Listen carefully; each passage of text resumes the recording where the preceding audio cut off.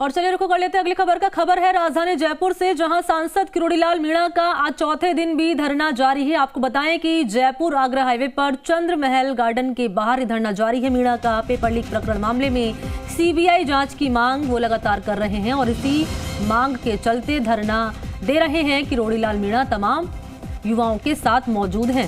सांसद मीणा मंगलवार से समर्थकों के साथ बैठे हैं धरने पर। सरकार से सांसद मीणा की अब तक 2 बार वार्ता हो चुकी है। आज फिर सरकार की ओर से की जा सकती है सांसद मीणा से वार्ता। तो सीबीआई जांच की मांग को लेकर लगातार धरना दिया जा रहा है। आज है चौथा दिन। 2 बार तो वार्ता हो चुकी है, लेकिन दोनों बार वार्ता हुई लेकिन कोई परिणाम सामने नहीं आया। अब सवाल ये कि चौथे दिन धरना जारी है, तीसरी बार कहा जा रहा है कि फिर से वार्ता हो सकती है मीणा और किरोड़ीलाल मीणा और सरकार के बीच। अब सवाल ये कि क्या इस वार्ता के बाद कोई तस्वीर बनेगी, बात से बात बन जाएगी। ये जानकारी आप तक हमारे सहयोगी पहुंचाएंगे। तस्वीरें भी हम आपको दिखाएंगे उस वक्त जब मीणा लगातार तमाम युवाओं के साथ मौजूद हैं, धरना दे रहे हैं। चौथा दिन है देखिए धरने का और तस्वीरें भी सामने आ चुकी है, आप तस्वीरें देख पाएंगे। तो इस मामले में सीबीआई जांच, पेपर लीक मामले में सीबीआई जांच की मांग लगातार मीणा की ओर से की जा रही है। हालांकि शांति धारीवाल कह चुके हैं सदन में कि सीबीआई जांच नहीं कराई जाएगी।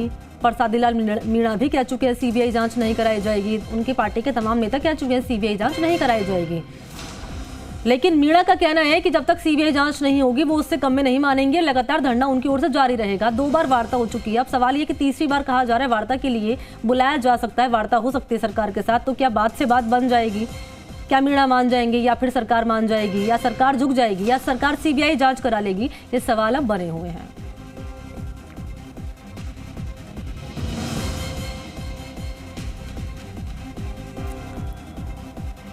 तो पेपर लीक मामले में सीबीआई जांच की मांग को लेकर धरने से जुड़ी यह बड़ी अपडेट इस वक्त जी राजस्थान अपने दर्शकों तक पहुंचा रहा है। चौथे दिन भी धरना लगातार मीणा का जारी है। जयपुर आगरा हाईवे पर चंद्र महल गार्डन के बाहर।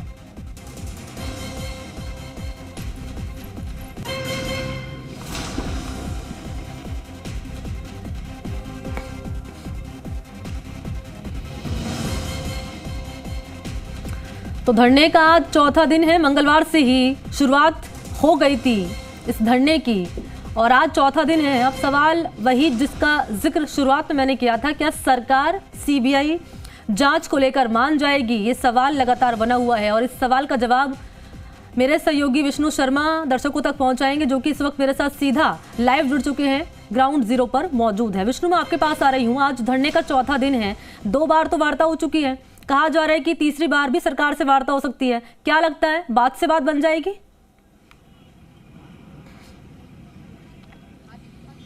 बिल्कुल मणि, मैं आपको बता दूं कि आज चौथा दिन है धरने को लेकर और यहाँ समर्थक बड़ी संख्या में जुटे हुए हैं। सर्द रात में सांसद किरोड़ीलाल मीणा यहाँ पर सड़क पर धरना दे रहे हैं। 2 दौर की वार्ता हो चुकी है, तीसरे दौर की वार्ता होनी है और उम्मीद की जानी चाहिए कि तीसरी दौर की वार्ता हो, क्योंकि कहा भी जाता है कि संवाद होता है तो ही हल निकलता है। अगर संवाद बनेगा, सरकार संवाद करेगी तो इस समस्या का कहीं ना कहीं समाधान होगा। बात करता हूँ मैं, मेरे साथ सांसद किरोड़ीलाल मीणा है, उनसे कि डॉक्टर साहब 2 दौर की वार्ता हो चुकी, आप यहाँ पर लगातार धरने पर हैं, क्या लगता है कि उम्मीद किस तरह से लो? उम्मीद तोड़नी नहीं चाहिए। हम तो उम्मीद पर बैठे हैं ये साहस के साथ कि सरकार बेरोजगारों की बात सुनेगी। लेकिन दूसरी वार्ता के बाद सरकार की तरफ से कोई ऐसा मैसेज नहीं आया कि फिर से वार्ता की जाएगी। चूँकि लगातार सीबीआई जांच की मांग आप कर रहे हैं, सरकार इनकार कर चुकी है, तो कहीं ना कहीं ऐसा मध्यस्थ रास्ता तो होना चाहिए जो दोनों ही पक्षों को मान्य हो। लेकिन वो तो जब सरकार बात करेगी तभी कोई रास्ता निकलेगा, उससे पहले तो कोई रास्ता निकल नहीं सकता। हमारी तो मांग यही है कि सीबीआई से जांच कराई जाए। वो इसलिए कि सारी स्टेट एजेंसी, चाहे एसओजी हो चाहे पुलिस हो, वो चूँकि इसमें बड़े बड़े लोगों के हाथ हैं तो उनके दबाव में उसको वर्कआउट नहीं कर पाएगी। असली अपराधी बच रहे हैं, इसी कारण से बार बार पेपर लीक हो रहे हैं। कानून भी ले आई सरकार लेकिन कानून का कोई भय लोगों में है नहीं। उदयपुर में जो पकड़े थे वो सारे के सारे कुछ ही दिनों में छूट गए, इसलिए कानून भी सरकार कोई सख्त नहीं लाई, लचीला है। और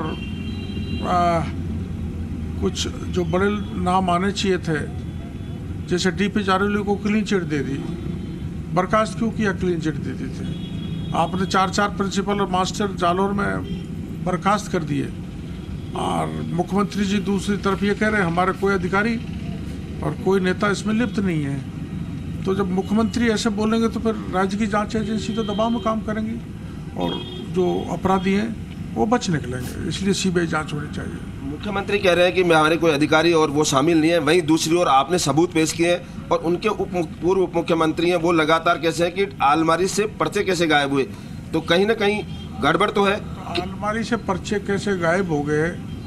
अलमारी की चाबी बड़े लोगों के पास होती है, तो वो तो सीबीआई पता कर सकती है। अब मैंने आरपीएससी के गोपनीय शाखा के लोगों के नाम बता दिए, मैंने माध्यमिक शिक्षा बोर्ड के अध्यक्ष का नाम बता दिया, मैंने कुछ सीएमओ के लोगों के नाम बता दिए, कुछ मंत्रियों को बता दिए नाम, कुछ एमएलएज के बता दिए, और उन लोगों के बता दिए जो इसके सरगना है, सुरेश ढाका, भूपेंद्र सारण, वो गायब हो गए। मैंने अब भी उस दिन मंत्री जी आए थे तो मैंने कहा चलो वो गायब हो गए, आपने मौका दे दिया इसलिए भाग गए। तो आप सुरेश ढाका की जीएफ, सुरेश ढाका के पिताजी, सुरेश ढाका की भाभी जिसके नाम अधिगम था, उनसे तो पूछो, उनसे भी नहीं पूछ रहे। यानी राजेंद्र यादव जब आए थे तो उन्होंने जो क्या कोई प्रस्ताव लेके आए थे क्या सीबीआई जांच के इतर या क्या मामला? उनसे ये कहा था कि आप अड़ेगो इस बात पे कि हम सीबीआई जांच नहीं कराएंगे, सदन में आपने मना कर दिया, तो आप कम से कम ये तो कर लो कि सुरेश ढाका के पिताजी से पूछो कि उसने 200 पेपर पढ़ाए, वो प्रमाण दे दिए मैंने उनको। और आप आरपीएससी के उस गोपनीय शाखा के उस बाबू को उठाओ जिसने पेपर दिया है। आप जिस डीपी जारौली को बर्खास्त किया है उसको जांच करो। सुरेश ढाका की भाभी जिसके नाम अधिगम था उससे पूछताछ करो, वो भी नहीं कर रहे। मणि, डॉक्टर किरोड़ीलाल मीणा का कहना है कि जो जिन आरोपियों के नाम उन्हें बताएं, लगातार विपक्षी पार्टी की ओर से कहा जा रहा है कि सरकार के कुछ नेता ही इस मामले में लिप्त हैं, क्योंकि अभी मीणा भी जिक्र कर रहे थे कि मैंने मंत्री का नाम बता दिया, मैंने विधायकों को नाम बता दिया, मैंने नेताओं का नाम बता दिया। मैं चाहूंगी एक बार पूछे कौन नेता और मंत्री, क्योंकि कांग्रेस पार्टी तो कह रही है कि कोई नेता नहीं है, कोई पार्टी में ऐसा नहीं है।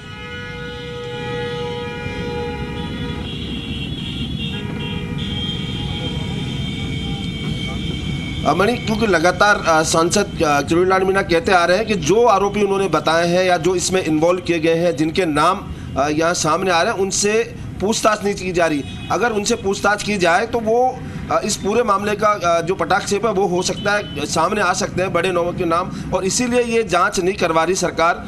और यहाँ पर आप देख सकते हैं कि बड़ी संख्या में जो अभ्यर्थी हैं वो यहाँ पर मौजूद है, बेरोजगार यहाँ पर मौजूद है। वो उनकी मांग भी केवल यही है कि सीबीआई जांच हो, हर तरह से जो भर्तियाँ लगातार उसमें लग रही है तो वो लगातार चलती रहे, और इसी को लेकर यहाँ पर मौजूद है सांसद किरोड़ीलाल मीणा 4 दिन से। सरकार जो पेपर लीक मामले में कानून लेकर आई है उसको और सख्त बनाने की बात कह रही है, इसको सदन में भी सरकार लेकर आई है। क्या लगता है कि अगर पार्टी कोई बीच का रास्ता निकालेगी सीबीआई जांच से इतर, अगर बीच का रास्ता निकाला जाता है तो क्या मीणा मान जाएंगे या फिर सीबीआई जांच ही इनकी ओर से मांग की जा रही है?